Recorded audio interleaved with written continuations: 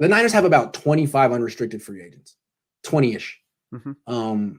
And about what, 13 million in cap space.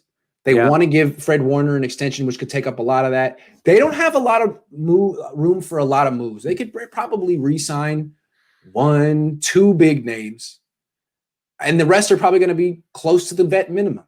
So if you had to name like the one player that you're most confident the 49ers will re-sign, who would you say it is? Fred Warner, by far. That's a good one. But hold on. He's not an unrestricted free agent. Let's stick with the unrestricted free agents. Okay. Jason Verrett. Okay. That's a good one. I agree with that.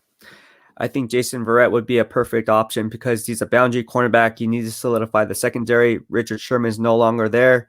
Jason Verrett can come in and be the team captain, kind of fulfill that role and be that locker room guy. Obviously, he played at a very high level, an all-pro level, you could say. And he really proved himself that, after all the injuries that he's endured over the course of his career, he bounced back, did well in the Bay, and let's keep him in the Bay, man.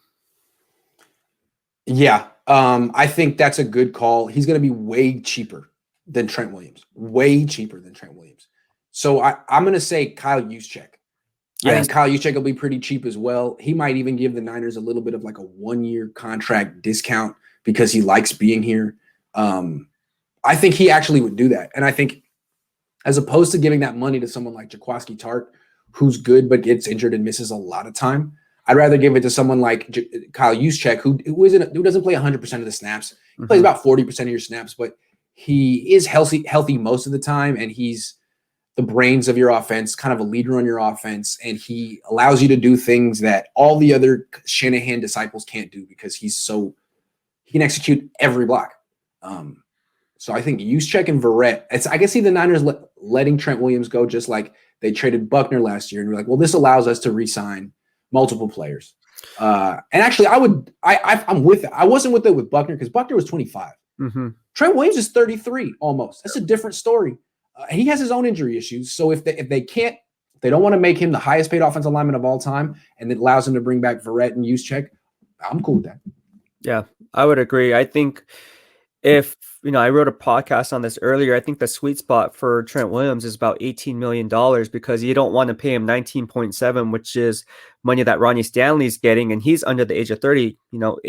Age of 30 plays a role, right? So you look at Nate Solder, who's 33, he from the New York Giants, he's getting 15.5 million. Well, he's definitely better than him. And then you look at guys who are under 30, like Garrett Bowles, right, from the Denver Broncos, and then Taylor Lewan from the Tennessee Titans. They get 17 and 16 million respectively. Well, Trent Williams is definitely better than those guys. So if you're his agent, you're looking at it, hey, he's better than Nate Solder, Garrett Bowles, and Taylor Lewan, but we know he's not going to get Ronnie Stanley money. So let's meet in the middle. I think $18 million is a sweet spot. Yeah, and I think he's going to get way more than that. I don't think he's going to meet the Niners in the middle. I think he's already said he wants to see what he can get on the open market. He missed a year of football, missed a year of game checks. I think he's going to cash in. I probably would too. He doesn't have any emotional ties to the Niners. He didn't have any emotional ties to the Washington team. Right. So I think he's going to go.